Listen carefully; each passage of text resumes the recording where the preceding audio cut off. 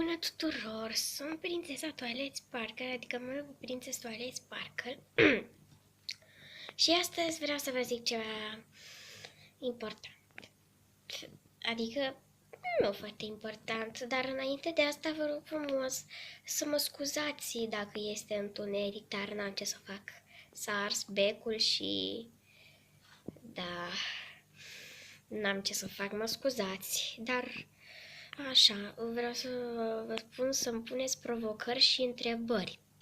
Vă rog foarte frumos, o să vă promit din tot sufletul meu că o să fac videouri, o să pun toate provocările și întrebările voastre și o să vă răspund la comentarii. Deci vă promit, o să vedeți, deci puneți întrebări și provocări și o să vedeți că o să le fac, da?